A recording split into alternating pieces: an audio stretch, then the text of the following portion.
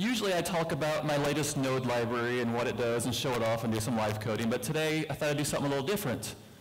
A question that I've seen come up a lot with people who are working with either lots of I/O in the browser or on server-side JavaScript where there's lots of I/O, is that all these callbacks really get tangled. It gets hard to do. So my talk is techniques and tools for taming tangled, twisted trains of thought.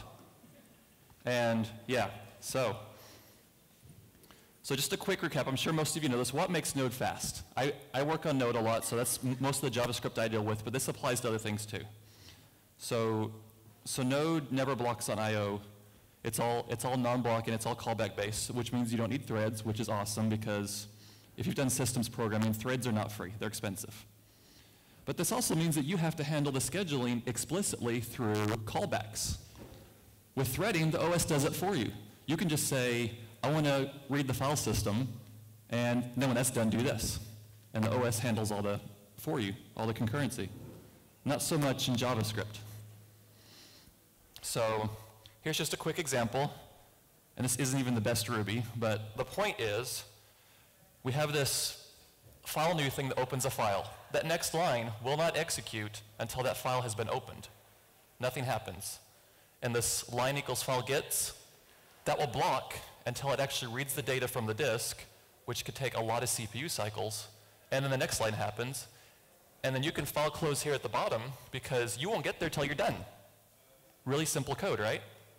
Because the OS is doing all the juggling for you with threads. Well, here's one way to do this in Node. So we got to open the file, give that a callback when it's open, and then Node's APIs are a little lower level. It matches the C APIs pretty close. So you got to say, I want to read some data up to this many chunks, put it in this buffer. It might not actually read that many chunks. And so you got to then check how many chunks were read, how many bytes were read. And if it's not enough, you got to keep reading. And you got to do these recursive loops, and it's all async. And I don't know about you, but that's kind of hard to read at first.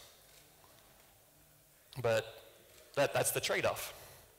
So don't worry, it's actually not as bad as it looks. If your house has a fire tornado, that's pretty bad. JavaScript, you're okay. So there's some tricks to this.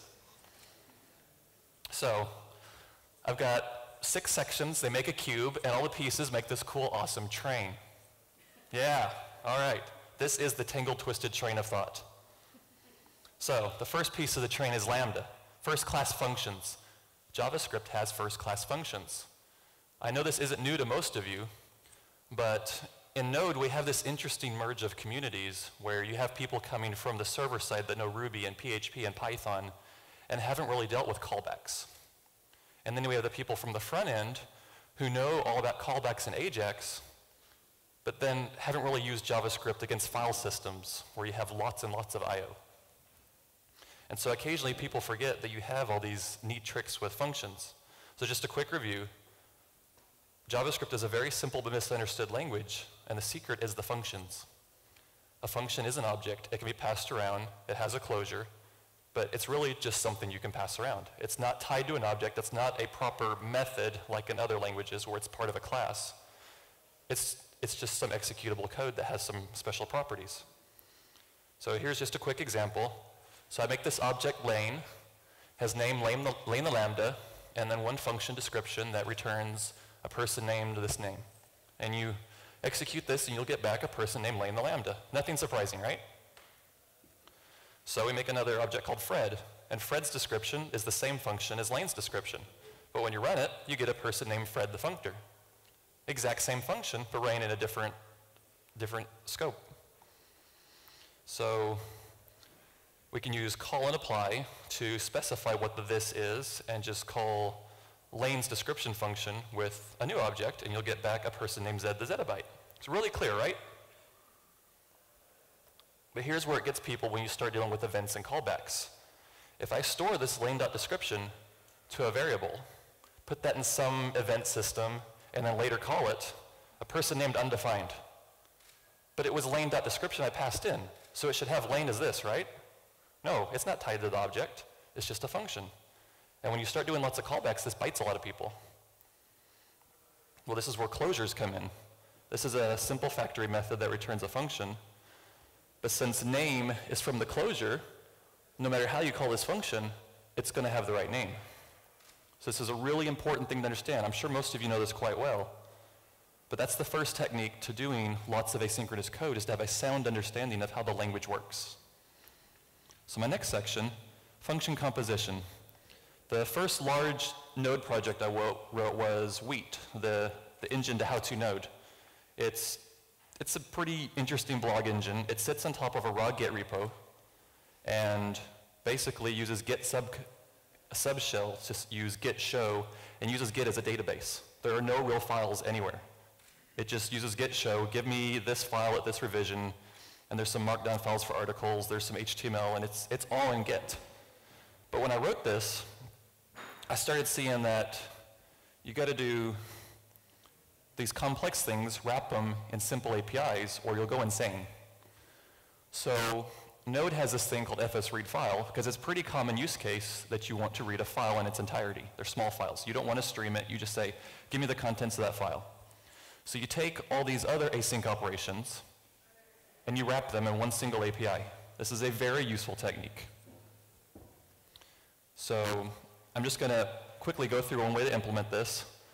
So what's going to happen is you're going to call fsopen, which is a non-blocking file system thing. All the arrows with stars means this call happens via the event loop. You don't ever explicitly call this.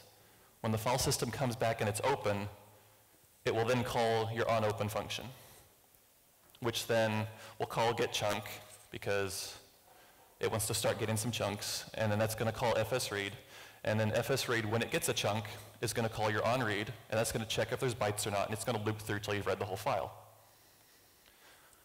So I put the black borders around these functions that I'm wrapping.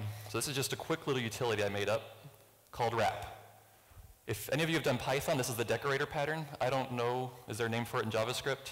Where you take a function and return a new function with slightly new behavior. But, so you take your actual onOpen, on whatever callback, and this adds error handling to it. Because the problem with async code is you can't use try-catch.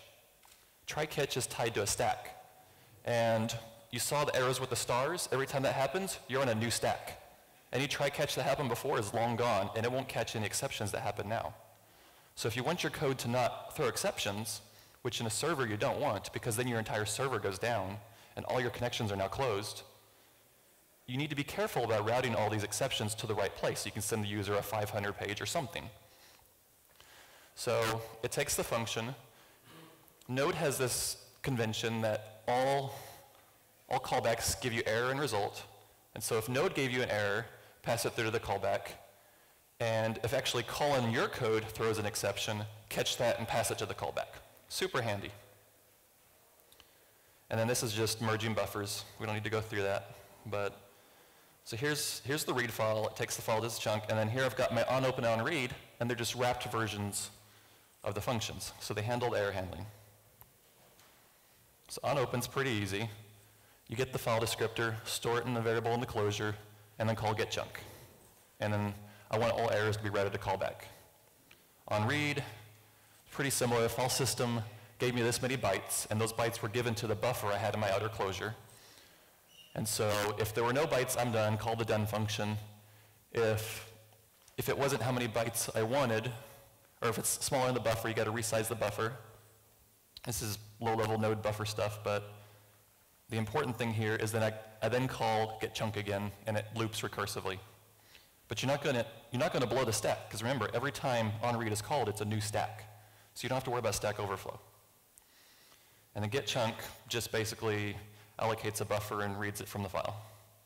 And then done closes the file, and then merges all the buffers, and then calls person, here is your file. Nice to do all that for you and wrap it up in just one call.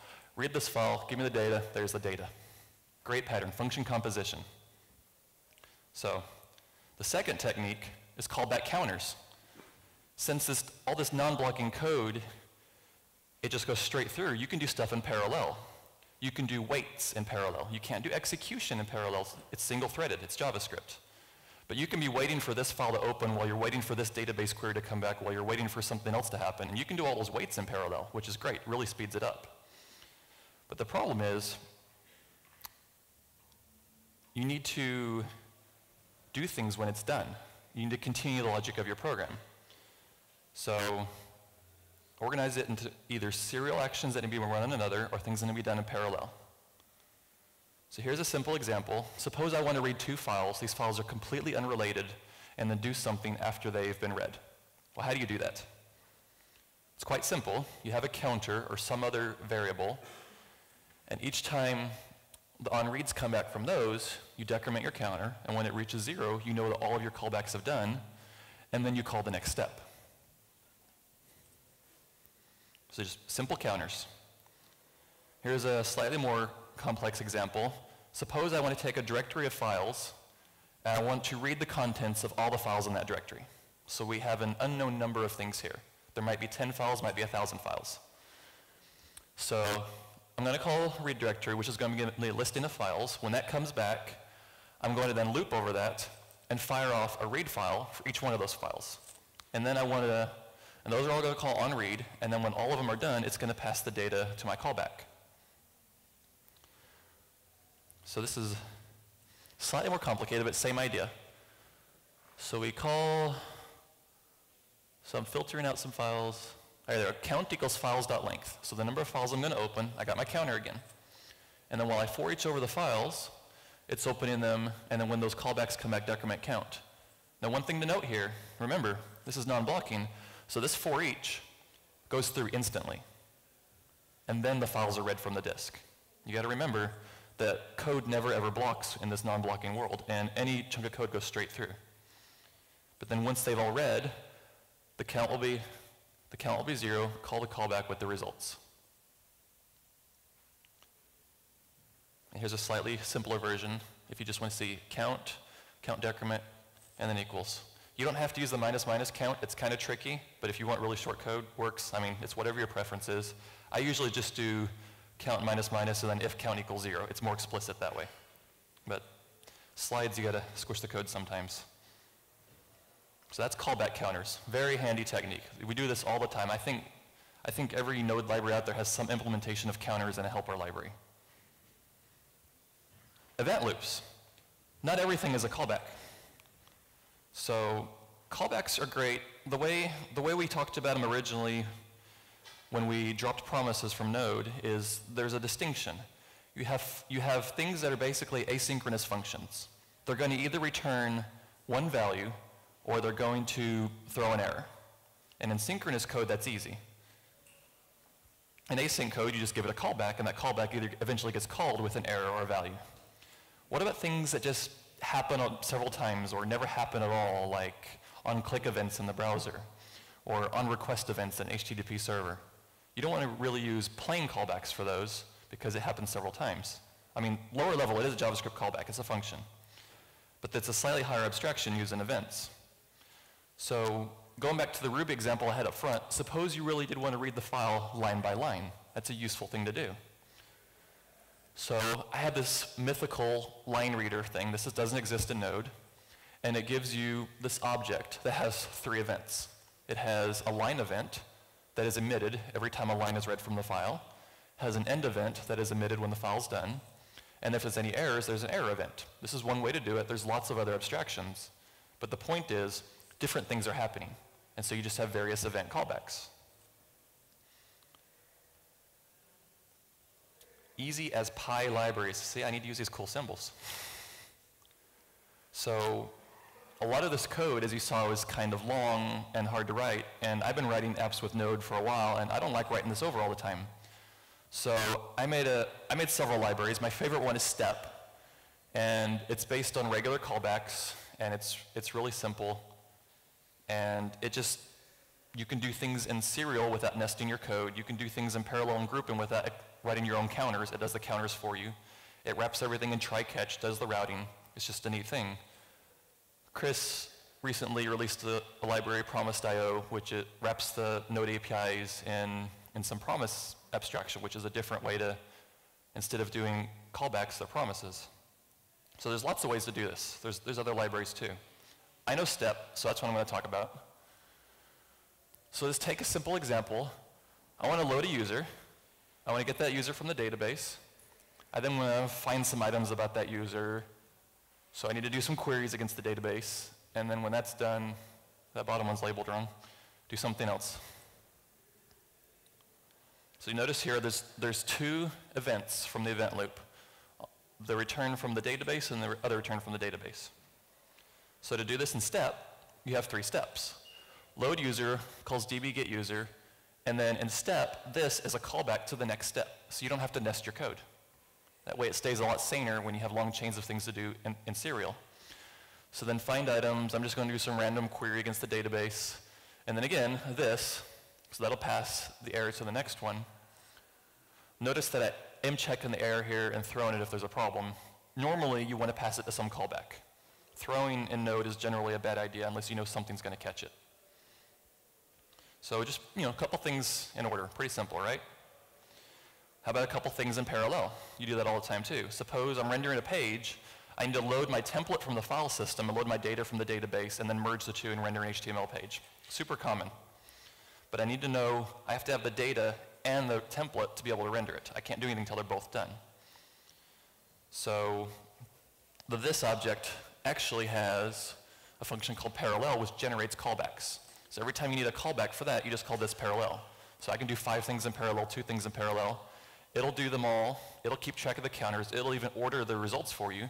So no matter what order these come back, when it calls the next thing, I got my results, I got my file contents, and if there was an error in either one, I have that error. And what if you want to do several things like we did before, read a directory with several files? So in that case, we're going to read the directory, pass the file names to the next step. And this one, I don't know, I should probably change the API. This really confuses people. So this.group creates a callback generator. So you got to call that once, and that'll reserve a slot in the next step. And then for each of your things in fs read file, call group again. This is now the callback generator, and that gives each one of those read files a unique callback. And the contents in the next step will be an array of all the results. And those are actually ordered in the order you called fs read file, not the order that came back from the file system, because those aren't the same thing. So you do that, do contents, and now you got the contents of all the files. This is, I don't know, slightly less code than doing it in plain Node, plain JavaScript, but when you start getting larger programs, this gets a lot saner. And this has all the error handling built in for you. So, well, that was fast. All right, questions. I know a lot of people have questions about this on the mailing list in IRC.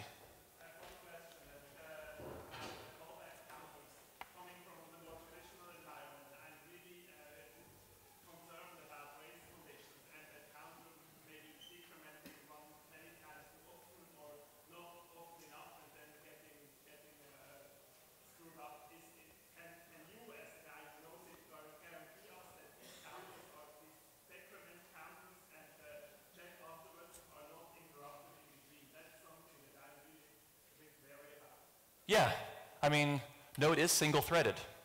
Execution, only one thing happens at a time, ever. And so if I have a line that says count minus minus, and the next line if it's 0, nothing's going to happen between those. That's blocking synchronous code. And so while we have some asynchronous things going on, you at least know that random stuff's not going to happen between your lines like with threading. With threading, it's insane. Anything can happen anywhere unless it's an atomic CPU operation, which is why we have OS-level locks and all these crazy things. But with a single-threaded event system, you don't have those issues. The only time that things can happen arbitrarily is between your waits. You don't know which events are going to come back in what order. You just know that once you're in code, you're in control until you stop. So like I said at the beginning, the difference between this and threading is with threading, the OS handles the concurrency for you. It says, you code, stop. You code, run. Oh, no, you run again, and it just interrupts them constantly. With Node, we're saying, run this code, and then I'm done, which can actually bite you sometimes, because if you're doing CPU-intensive things, like calculating the first million pi digits, that's not a good thing. First of all, V8's not very good at that particular use case, and secondly, your entire server with your 100,000 clients is now blocked. nothing happens. Nothing happens at all because it's calculating these pi digits for this one user who typed a really big number in their form. And so that's where things like web workers come in, where you can actually defer this to another process that does the CPU-intensive stuff, hopefully on another machine maybe if it's really heavy, so you're not fighting for the threads, and then that'll give you something back over IPC or TCP about it's done. But if things are short and not very CPU-intensive, then just do them in line. As long as you're done quickly, it won't hurt the event loop. Any more questions?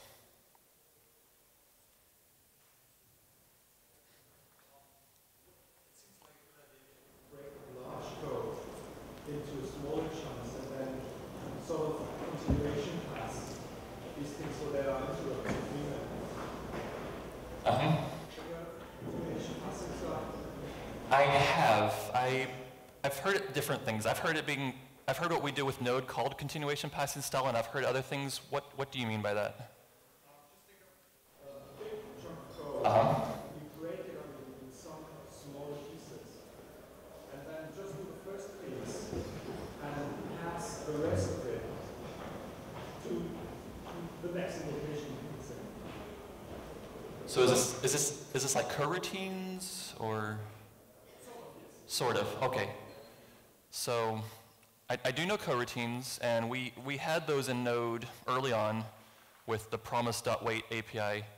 And while it works and doesn't hurt the event loop too bad, it introduces thread-like semantics.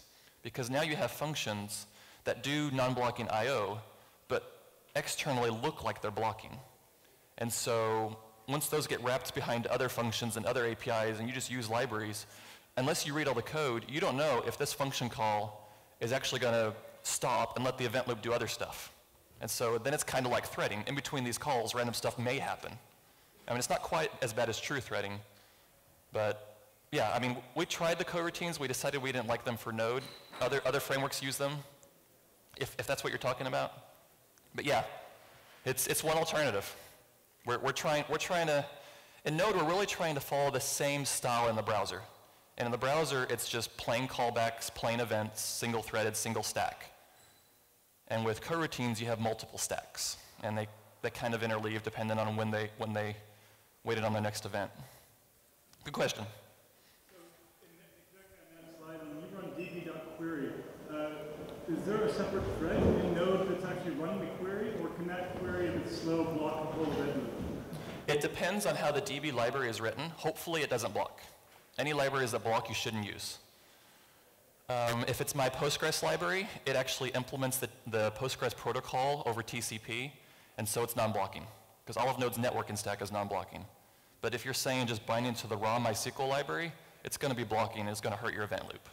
So you got to make sure you don't use libraries that are blocking, which is another reason why JavaScript was a good choice for Node. People who come from Python or Ruby are used to these blocking libraries. Most of your database drivers are blocking, and so when people use Twisted or Event Machine or the non-blocking systems, they got to be careful which libraries they pull in. In JavaScript, the spec, there is no I/O. And in the browser, the only I/O is non-blocking. I mean, there is sync XHR, but we're told not to use it. So pretty much it's non-blocking. And so the JavaScript people are used to this idea of all your libraries being non-blocking, and we have a fresh, clean start. But yeah, you don't want to use a library that is blocking. That's very bad. Common part of Node programming that is synchronous is requiring modules. Now, what do you think it would be like if that was asynchronous? And yeah, do you have any comments about it? Yeah. So it's a tough decision. Require especially is a special case. Early on, I was pushing for fully async require. It makes your code more complicated. It makes it harder to read. And at the same time, it's parallel, it's non-blocking. You can write the same code in the browser, because you can't really do blocking requires on the browser. But then again, require is cached. Even if you require in a hot loop in your server, you're probably requiring the same 10 files over and over. So your first web request will be an extra 30 milliseconds long. After that, they're hitting the in-memory cache, and so it doesn't hurt your performance. But yeah, it's a special case, and we're still thinking about what's a good API for a good require. I know the Common.js guys are thinking about it. So yeah.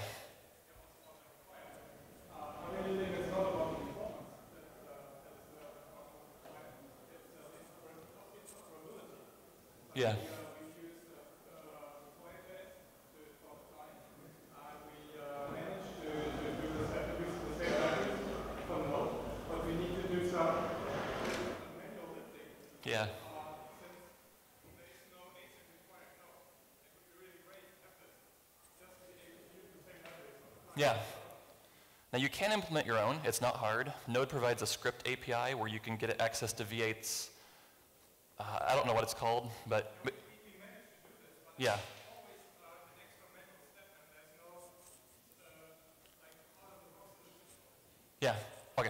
So yeah, just talk on the mailing list, give some suggestions. We're open to ideas. Node is still a work in progress, but it's stable enough now to start being used for applications. Thank you.